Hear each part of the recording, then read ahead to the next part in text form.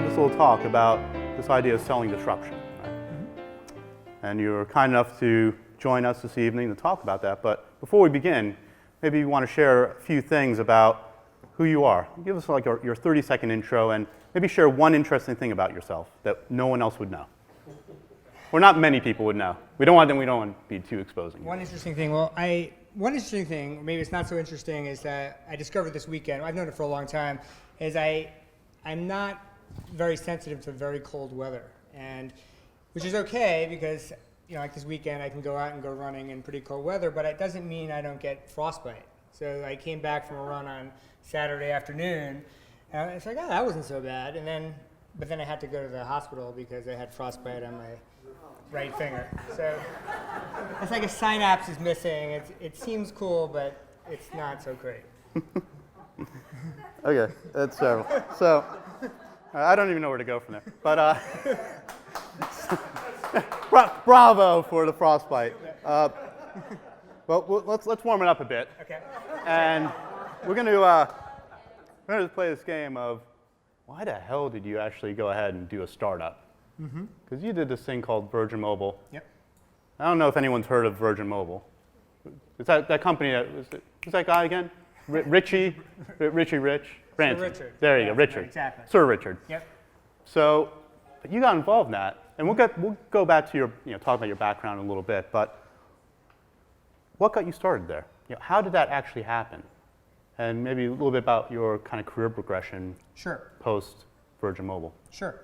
So it was actually a company originally called Palisades, and a friend of mine from college was at McKinsey in London, and he was traveling around Europe, and he noticed that prepaid services were popular. Like in Italy, it was like 95% of the market, and he called me up and he said, is there anything like that in the US? And I couldn't really find anything. This was 1999. And we started talking about it, and what we thought is if we could create an attractive service, it would be pretty compelling for young people whose budgets fluctuated, who couldn't have enter into a contract because they didn't have credit. And we looked at these credit models like the carriers were selling, and they seemed really great for the carriers, but they didn't seem really great for most of the population. And what we started then was a couple things we were very innovative on. We were innovative first in the actual selling of prepaid services, which was about 1% of the market then, and then it's now about 40% of the market. And in fact, what we really did was decoupled pricing of devices with service pricing, which had been all kind of mixed up. And what you see today, actually, you can't sign a 2-year service agreement with a carrier now. And so I believe that that's something that originally started with Virgin Mobile in the US. And we created a business plan, and we actually got it in front of the Virgin Group because it had been run by a McKinsey alum at that time. And the other thing we were pretty innovative on was a grab-and-go device. At the time, you could only buy devices at a carrier store after spending an hour there. And we were the first to really create a device in a package that you could buy at a store and not talk to anyone and leave and activate later. And that seems simple, but actually you couldn't do it before then. And it fundamentally changed retail distribution of mobile technology because before that, Walmart or Target couldn't sell mobile services. I'm sorry about that. And then the last thing we were pretty innovative on was mobile media. We were actually the first mobile media company, the first Universal Music's first distribution, Jimmy Iovine, now Beats, now Apple. His first distribution of music was with our company, and MTV's first distribution of content on mobile devices was with Virgin Mobile. So I think across 3 areas we were pretty innovative. I'm pretty proud of that. And so you went from Virgin Mobile, where you were for quite a number of years. Yeah, more than a decade. More than a decade. Yep. Where do you go next after that? I left with my co-founder of Mast, David Messenger, and he was essentially a founder of Virgin Mobile as well. He's somewhere in the audience, making me more nervous than I would otherwise be. But he, and Amex is well known for having kind of more affluent, older, less diverse customers. And we were charged with creating a more accessible payments and commerce platform.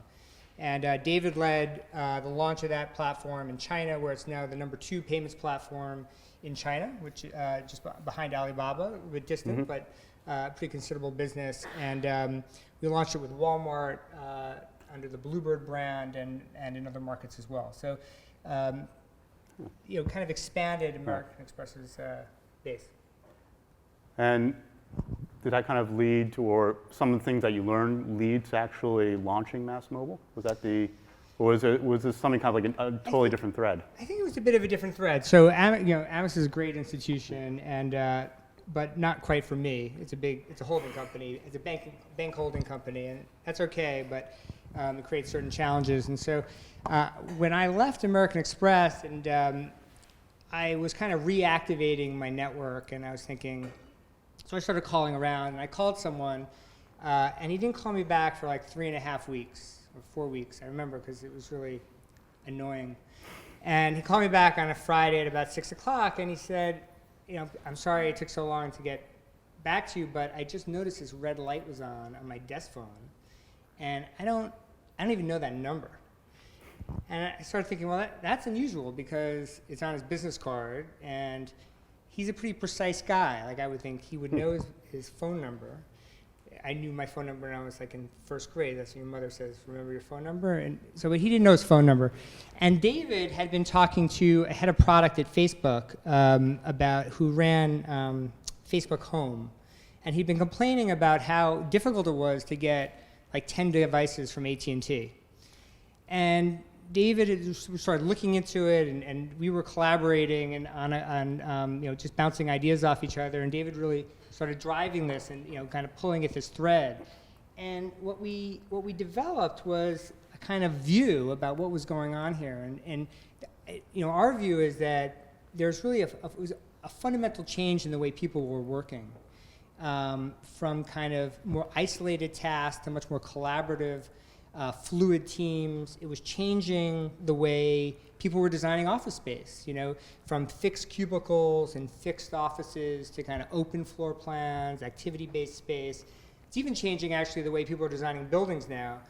We were with Comcast, and they have the tallest building in Philadelphia, and they're building, and it's a traditional office tower with elevators in the middle, and they're building next door.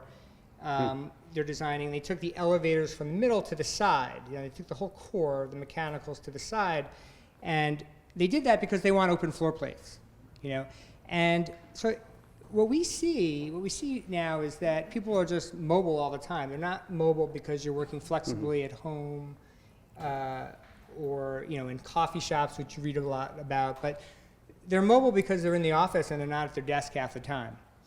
And David and I were kind of talking through this, and we're looking at, I don't know if you watched, did you watch the Grammys last night, or did you watch the Super Bowl 2 weeks ago?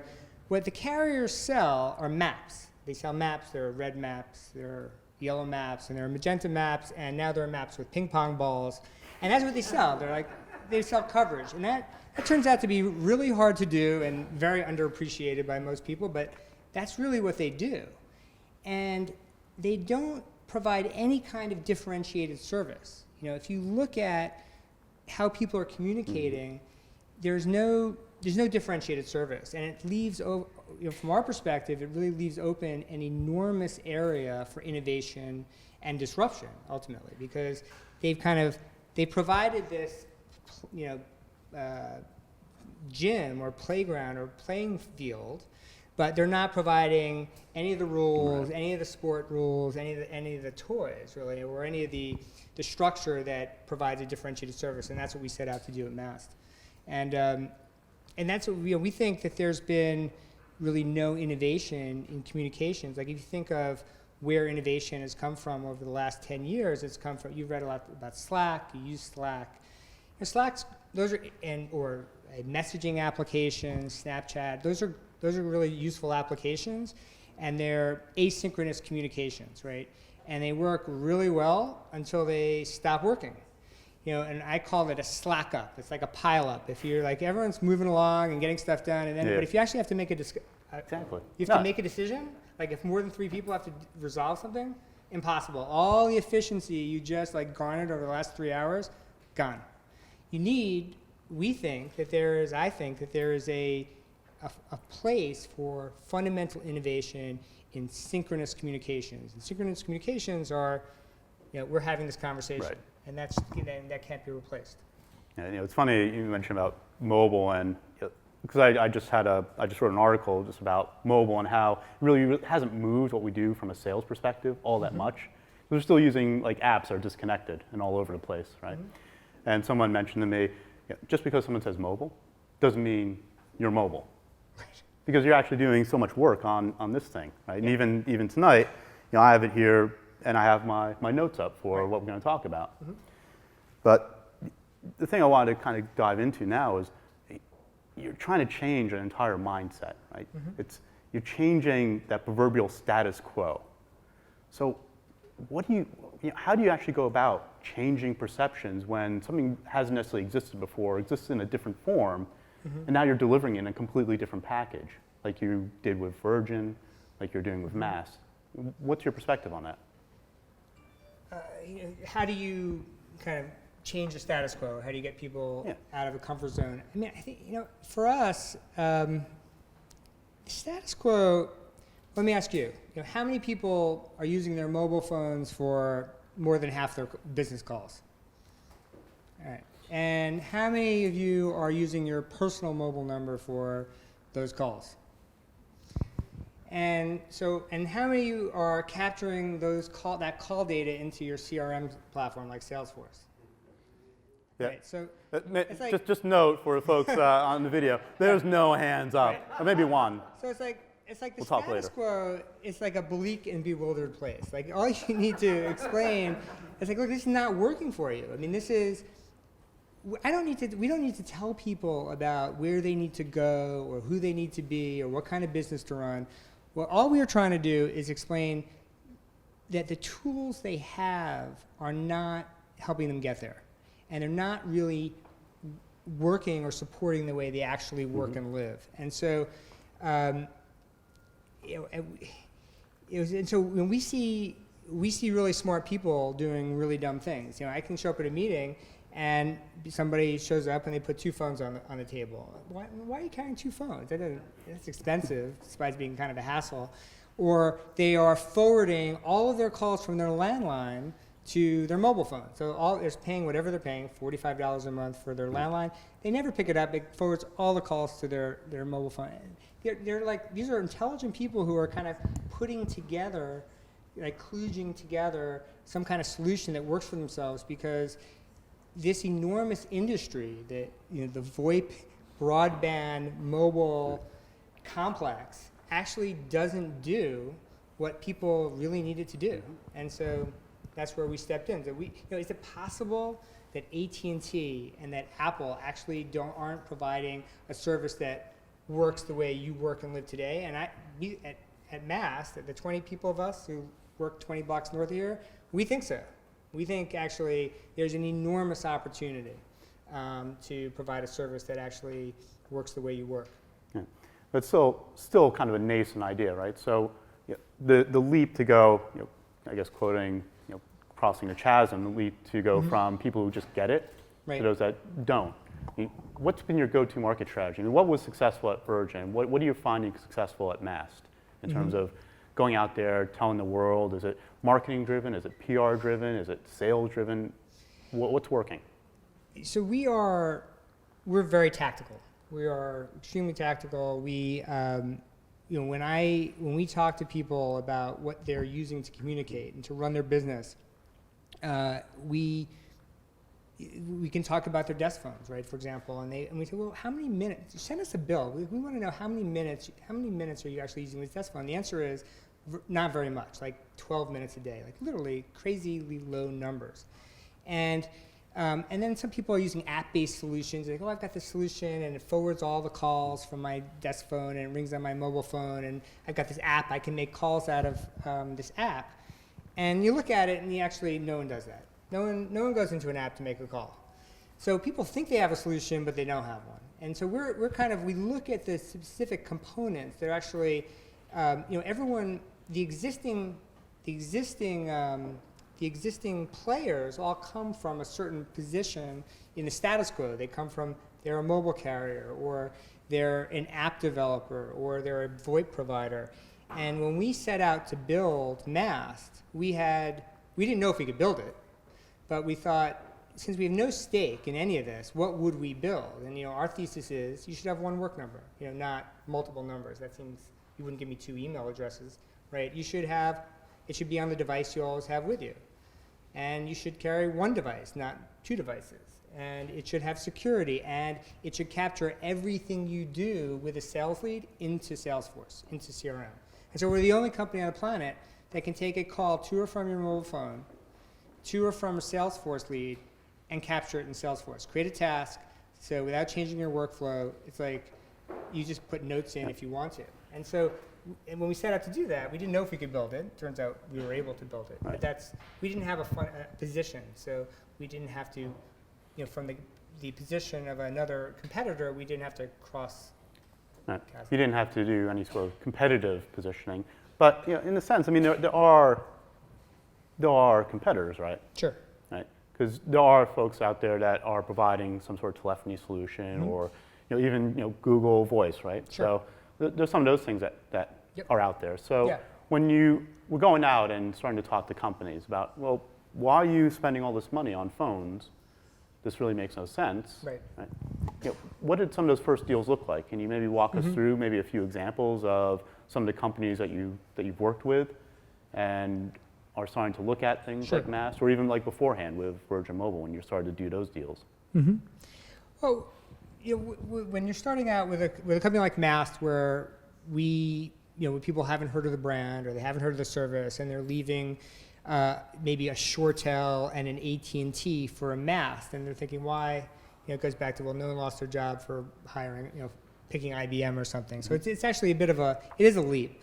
And so you do have to find, as your initial customers, people who really who are recognize kind of palpably that their current solution doesn't really work, and are willing to take a risk. And we said, look, if you don't like it, AT&T will be happy to see you again, or in ShoreTel, they'll welcome you with open arms. It's really not, you're not going to be homeless. You're just going to have to port your number back. And so I think you need to get comfortable with the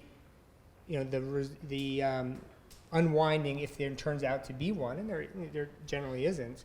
But you have to find companies that really are willing, that recognize a fundamental problem. We have an early client called AlterG, and they make weightless treadmills, which are great if you're for rehab, like professional sports teams. So you could run on a treadmill but actually be weightless. And it's really cool stuff, and they've got salespeople all over the country. And it really didn't make sense for them that their salespeople were using their personal mobile phone and failing to log all those calls into Salesforce. So we were the only solution, as it turns out. So they were happy to find out. In fact, what we often get is we get 2 things. I can't believe no one's done this before, and I've been looking for something just like this, and you guys showed up. So you need a company that's willing to take a chance initially. And we have another client up the street, Orify, which has a bunch of restaurants, Little Beat, Melt Shop. They own all the Five Guys franchises, and they're always out. Like, they're expanding very, very quickly. They're opening up new stores, new restaurants, new locations. And so the idea of having any kind of office-based telephony system doesn't make sense, just fundamentally. So we need a bunch of, we're going to get a bunch more of those, and then it'll be easier to. But then, following on that, right? I mean, those are the ones that kind of they're true believers, right? When we talk about what we do from like a deal perspective, we want to find the true believers in an organization. Right. You then come to those organizations where there's some pushback. What have been some of those objections that you've handled, and how have you handled those? What are the things that have come up? Right. Well, one objection is anytime you're moving off the status quo, it's going to require some effort by some person in an organization. And so what we try to do is particularly, really focusing on sales teams, because that's where we can say this will increase productivity without requiring sales reps to change their workflow. And so you need to get kind of a revenue-oriented person saying, I really want this. Please, can we do this? Can we try this? Can we do this?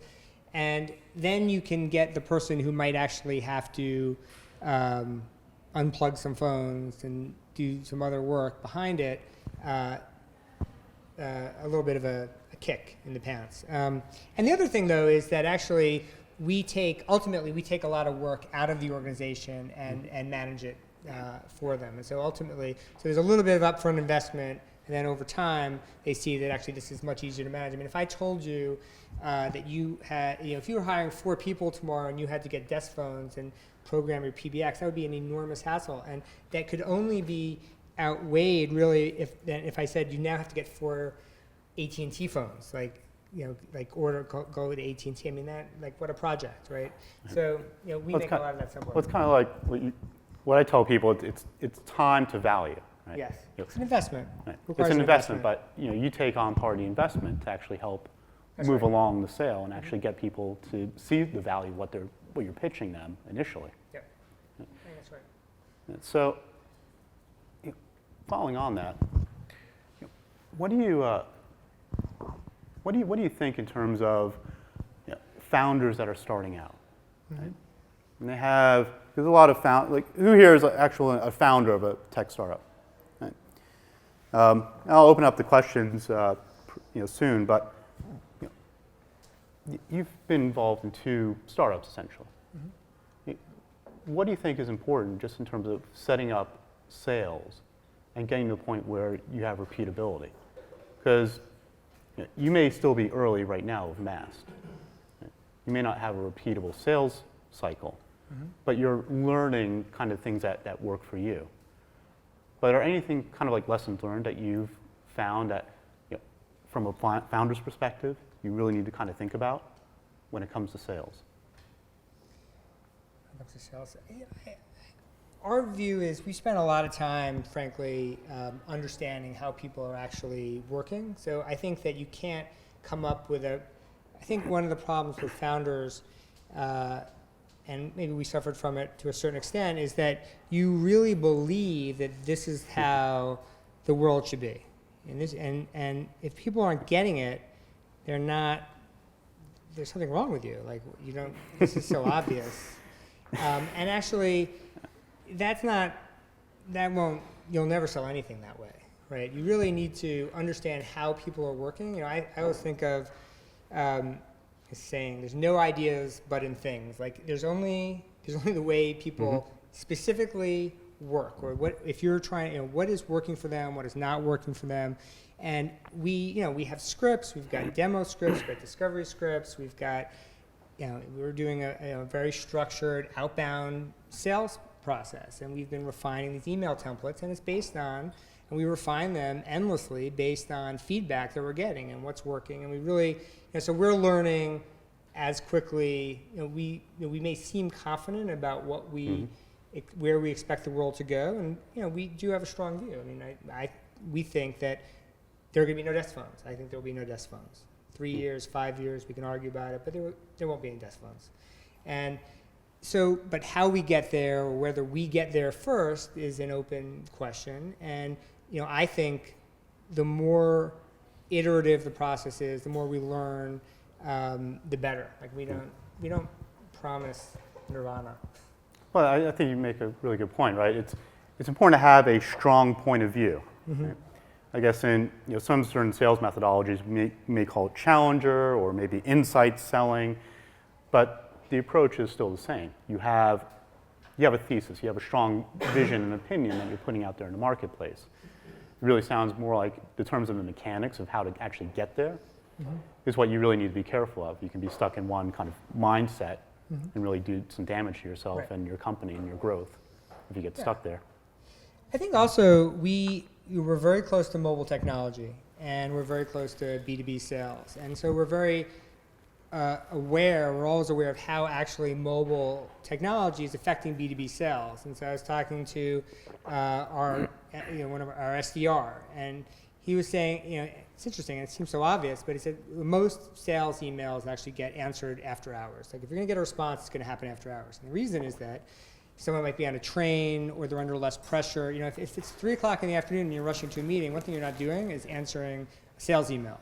So you're going to answer it after hours. That's where the positive responses come. And then the answer is, well, that means they're almost certainly on a mobile device. So you really need to be thinking about how you're communicating to someone who's reading this on a mobile phone, basically. And so how does that change what you're saying? How does that change how you present it? How does that, people talk about, there are all the statistics, so 50% of sales forces are going to be fundamentally mobile, or this is where the investment's going to be. But I'm always thinking, very in increments, in small steps, like that's, Right. And so we're just very, we were watching ourselves at the same time about how mobile is affecting the way we work and learning from it. Very cool. I want to ask a little bit about background. Mm-hmm. 'Cause you have a rather interesting background, because you didn't start out in sales, did you? I did not. What were you doing? It's okay. You tell people. We won't lynch you. But. I'm a recovering lawyer. Actually, I don't mind being a lawyer, so that's a whole other issue. But yeah. But you started out in law, right? Mm-hmm. And you moved on to, well, you had kind of a legal-esque role with at yeah. Virgin, right? Yep. But you kind of evolved more into a chief business officer, chief sales officer. Mm-hmm. Yeah. Did you actually learn anything or take away anything positive or even negative from having that law background into this kind of non-traditional sales background that you developed, or that you've become? I think so. I'm surprised that I think there is an interesting role in founding companies for someone who has a legal background or understands intellectual property. I mean, I think there are very few companies that exist as kind of like crystalline, perfect, platonic forms all alone, and you create it, and then you sell stuff, and then people just keep buying it.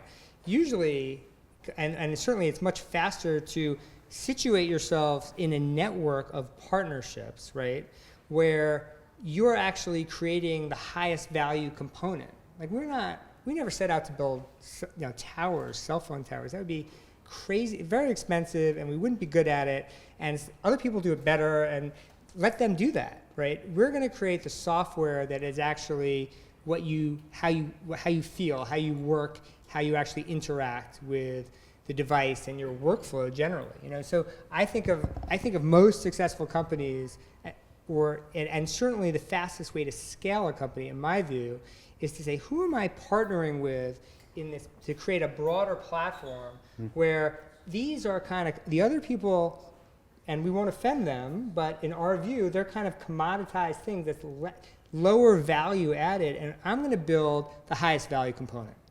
And if you're going to take that approach, having a recovering lawyer around is not a bad partner to have.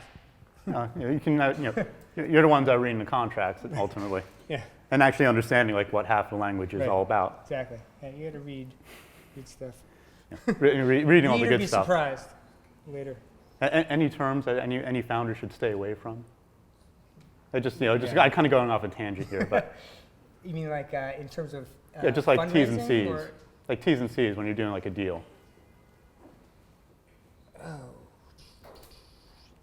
My view of negotiating strategic partnerships, which is actually, I really enjoy doing that. Right. And I think you actually you negotiate thoroughly, not so that you know what's going to happen when things go wrong, but actually to clarify all the points so that it's much less likely that things go wrong, so that you actually are aligned on first principles. Like, what do we want to do here? Until you actually get through all the issues that a lawyer or some other person who's going to actually tediously check boxes go through, that's when you finish that process. It's not just about documenting something. Actually, it's about thinking through issues and actually aligning and creating a long-term strategic partnership. Our partners at Mast, we expect to be partners with in 10 years. We don't expect those to go away.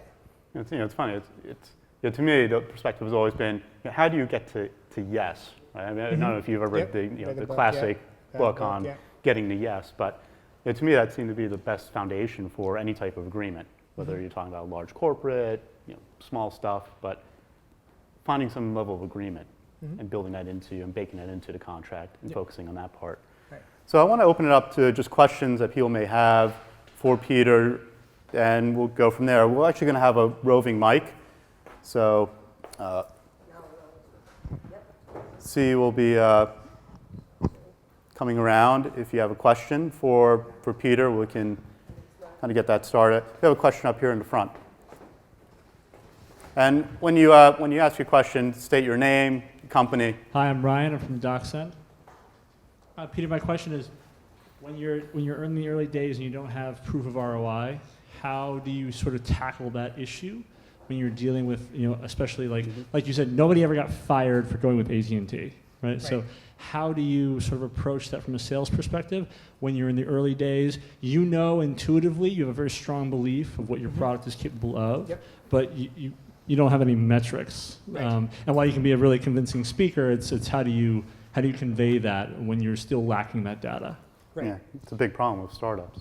It is a big problem, and we try to be very detailed about, we never set out to be a price leader. It turns out, because we're consolidating a bunch of different capabilities from multiple vendors, that we do save money, and we're very specific. We actually ask for data, we ask for bills, we say this is how we're going to save money.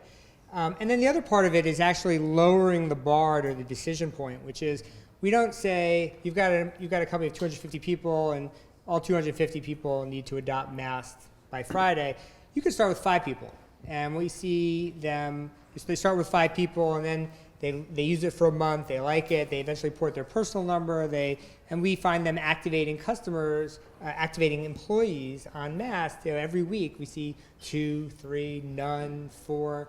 And so we really try to lower that entry point and to a much more manageable and risk-tolerant approach. Because if 3 people really hate it, they can go back to whatever they were doing before without too much agony.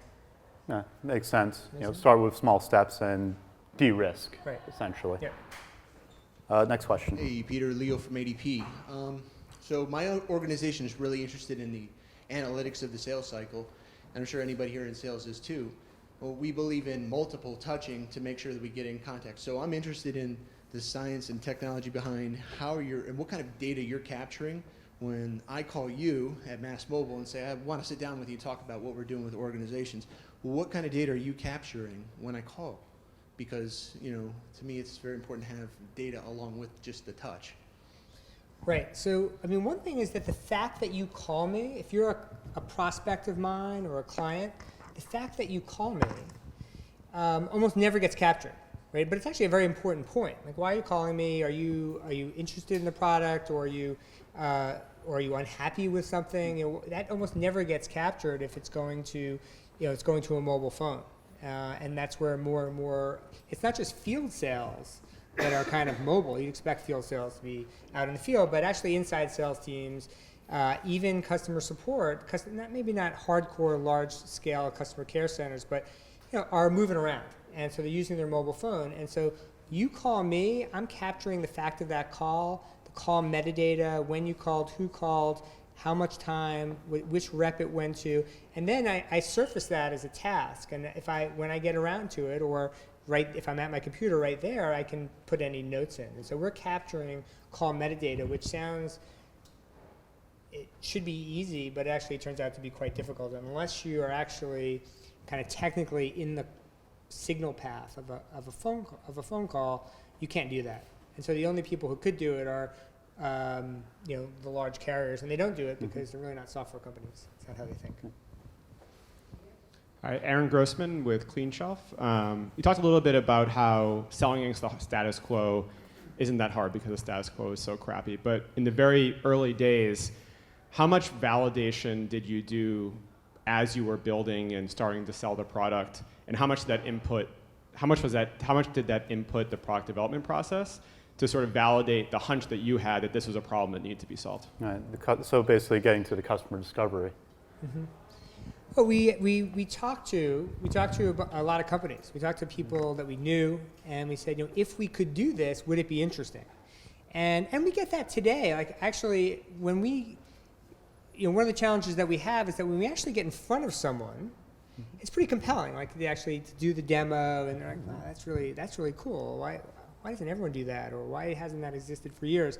But actually getting in front of people, convincing people to do it, to talk to you is not easy, right? And also, and even once they've seen it, you do have to still get over this hump of, try it with not everyone in the company, try it with a smaller group. It is hard to create a sense of urgency when most companies aren't going out of business today because of challenges they're facing with their communication platforms. And so, but in terms of product development and product strategy, we made a bet 30 months ago about where we thought workflow generally and communications platform to match that workflow specifically was going. And I think, when you're starting a company, you need to create a big enough clearing out there, because you're not going to get it right. You need to have, and what I mean by clearing in terms of your vision of where you're going, where you think things are going, and I think we did fundamentally get that right. I think that people really are missing a lot of data in Salesforce.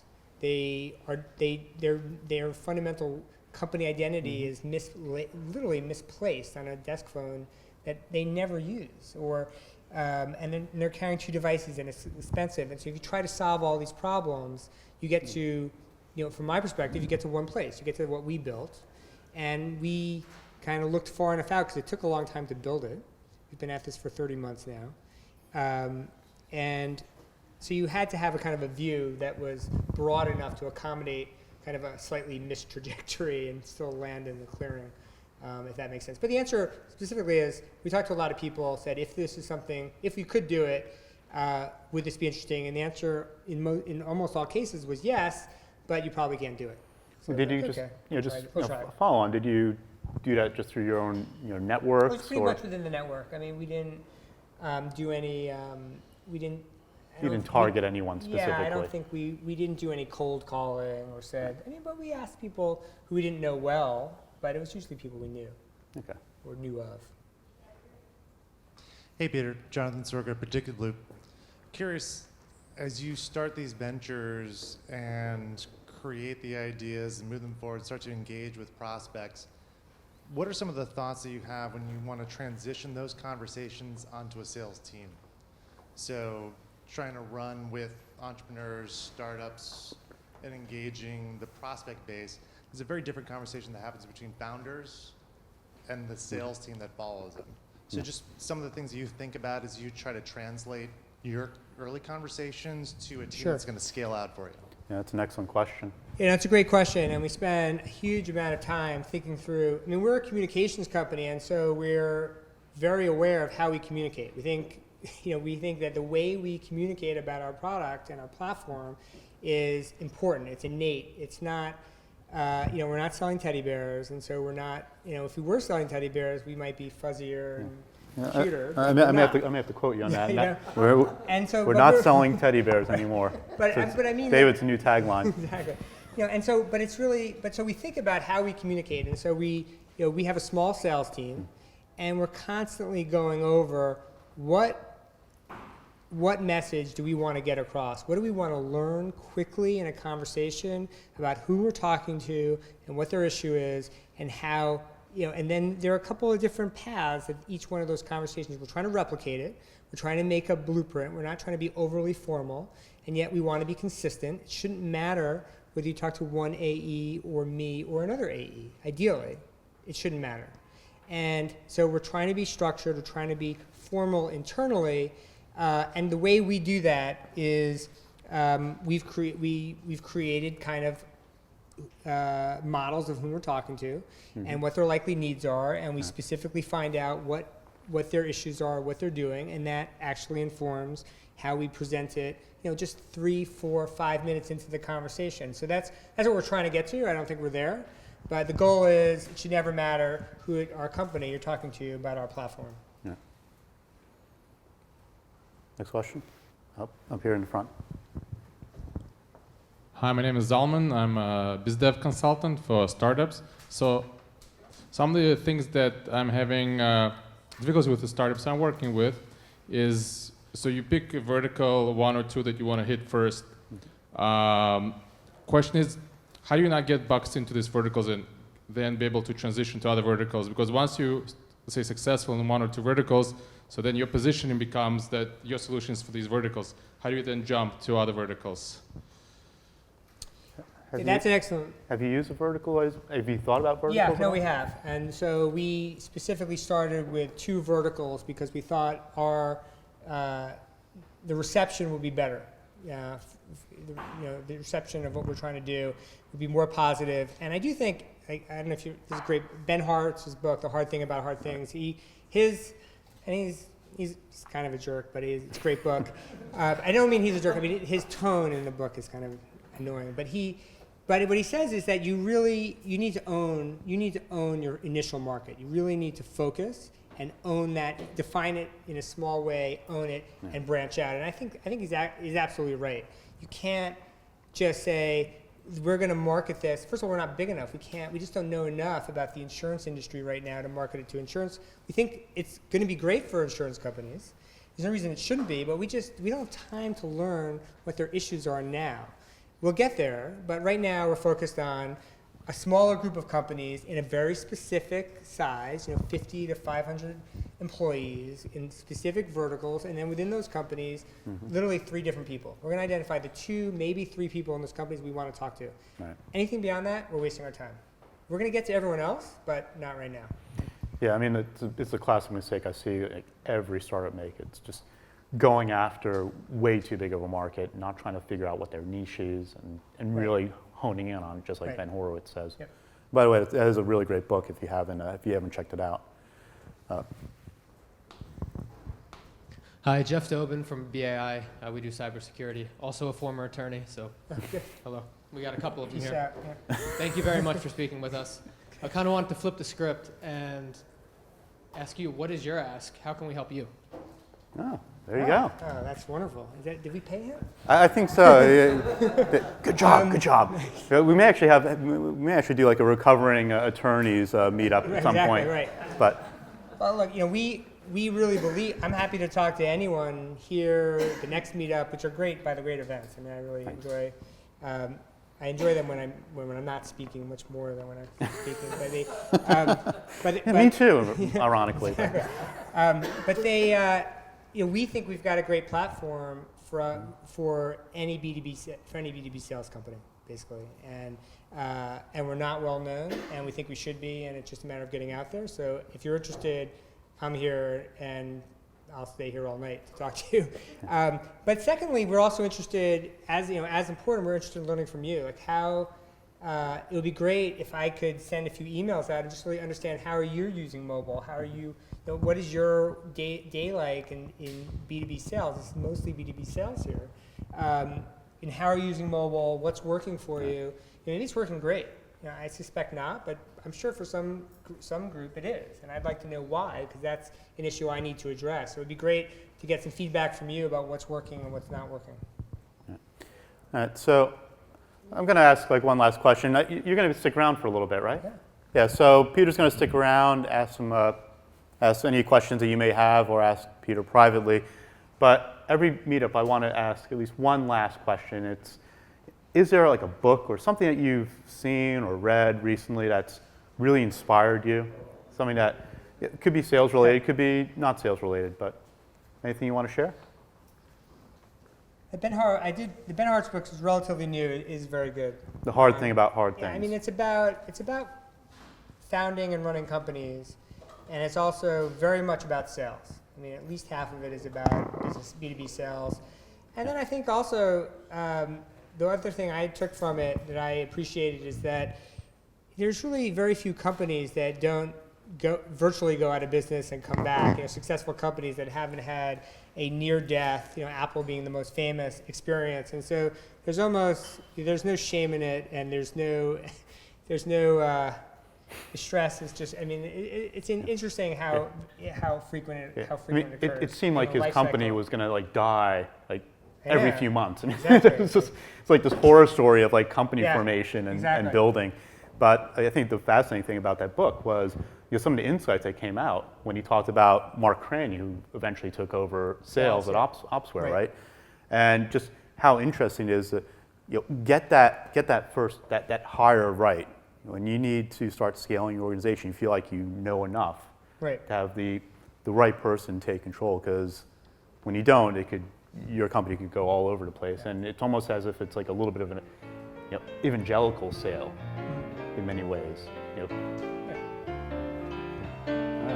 Well, Thank you. Thank you. Let's give a round of applause. Thank you, Peter.